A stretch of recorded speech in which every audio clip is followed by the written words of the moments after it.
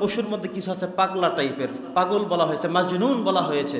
এমন পাগল গরু ছাগল দিয়ে কোরবানি জায়েজ নাই। যে পাগল ঠিকমতো খায় না দায় না, কিচ্ছু জানে না, কিচ্ছু পারে না, এমন যদি পাগলা টাইপের হয়, বোঝা যায়, তাহলে সেটা দিয়ে কোরবানি বৈধ হবে না। সপ্তম নম্বর গুরুত্বপূর্ণ বিষয় হলো, আপনি কোরবানি করার জন্য পশু সংগ্রহ করলেন, হঠাৎ চোরে নিয়ে গেছে, আপনার ঘর থেকে চোরে নিয়ে গেছে, অথবা আপনি রেখেছেন, এখন উধাও হয়ে কোন দিকে গেছে আর খুঁজে পেলেন না।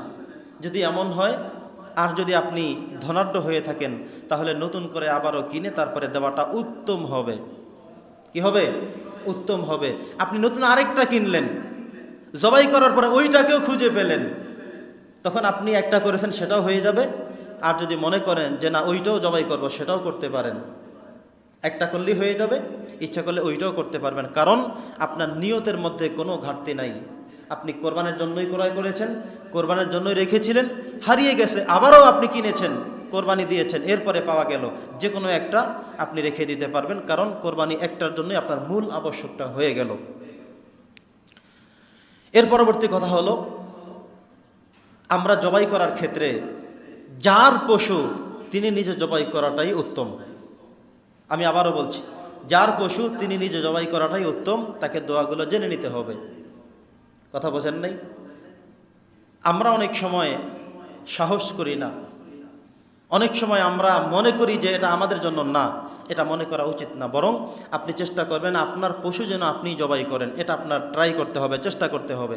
দোয়াগুলো পড়বেন, শিখবেন, তারপরে করেন। বিশাল কিচ্ছু না, এর চাইতে আরও অনেক মেধা সম্পন্ন কাজ, যোগ্যতা সম্পন্ন কাজ আপনি করেন বিভিন্ন জায়গায়, বিভিন্নভাবে আপনার মেধা ব্যয় করছেন, কিন্তু কোরবানি করার ক্ষেত্রে একটা দোয়া শুধু পড়তে হবে, এই সাহসটা আপনি এই 40 বছর ধরে করেন না, 50 বছর ধরে এই সাহসটাই আপনার হয় না, এটা হতে পারবে না। সর্বোপরি এই বিষয়ে কথা হলো, যদি এমন হয় আপনার আল্লাহু আকবার বলাটা, ইন্নী ওয়াজহাতু বলাটা, কুল ইন্না সলাতি ওয়া নুসুকি, এই সমস্ত দোয়াগুলো যে পড়বেন আপনি শুদ্ধ করে পারেন না, যদি এমন হয় তাহলে একজন আলেম দিয়ে জবাই করাবেন, বরকতের জন্য, উত্তমের জন্য। কারণ আপনি অযোগ্য, আপনি পারেন না, এজন্য আপনি একজন আলেম দিয়ে করবেন, তবে তাকে সর্বোচ্চ পরিমাণে সন্তুষ্ট করবেন। কোরবানি দিয়ে 200 টাকা দিয়ে পাঠিয়ে দিবেন, বর্তমানে এটা একটা হেয় প্রতিপন্ন হয়ে যায়। কথা কি বুঝতেছেন? সম্মানিতভাবে জবাই করাবেন, তাকে একটু সম্মান করে দেবেন। যেহেতু আপনি পারেন না, জবাইটাকে এত কঠিন মনে করেন, অতএব যদি কাউকে দিয়ে জবাই করান, তাহলে সেই ক্ষেত্রে তাকে উত্তমভাবে সন্তুষ্ট করতে হবে, এটা আমাদের খেয়াল রাখতে হবে।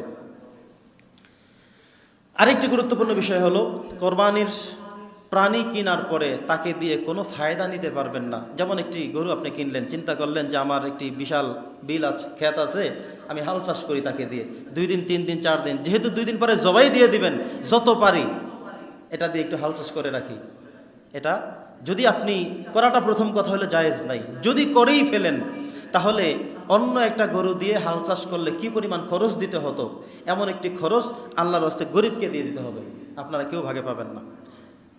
প্রাণী কেনার পরে দেখলেন যে দুধ বের হয় এখনো, আপনি দুধ খেতে পারবেন না, দেখলেন যে ওটা কষ্ট পাবে দুধ দহন না করলে, তাহলে দুধ দহন করে সেটাকে আল্লাহর রাস্তায় দিয়ে দিতে হবে, খেতে পারবেন না। যদি খেয়েও ফেলেন, ওই পরিমাণ টাকা আল্লাহর রাস্তায় দিয়ে দিতে হবে। রাস্তা আছেই, মাফ নাই।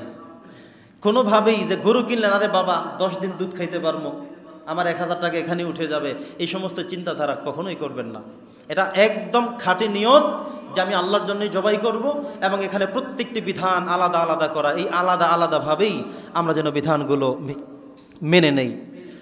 আরেকটি গুরুত্বপূর্ণ বিষয় হলো, অনেকে মৃত ব্যক্তিদের নামে কোরবান দিতে চান, অনেকে জীবিত মানুষের নামেও কোরবানি দিতে চান। দুইটার বিষয় খেয়াল করেন। যেমন আপনার বাবা বৃদ্ধ মানুষ, মা বৃদ্ধা মানুষ, তারা এখন উপযুক্ত না, ওয়াজিব না, আবশ্যক না তাদের উপরে, কিন্তু আপনারা তাদের 2 জন সন্তান, 3 জন 5 জন সন্তান, চিন্তা করলেন আমরা 5 ভাই মিলে একটা গরু কিনব, 7 জনের পক্ষ থেকে আমরা কোরবানি দিব, বাবা মাকে এর সাথে অ্যাড করে নেব। কথা কি বোঝেন নাই? তো 5 ভাই যেমন সওয়াব পেলেন, বাপ মাও তাদের 2 জনের পক্ষ থেকে বলার কারণে তারাও সওয়াব পেল।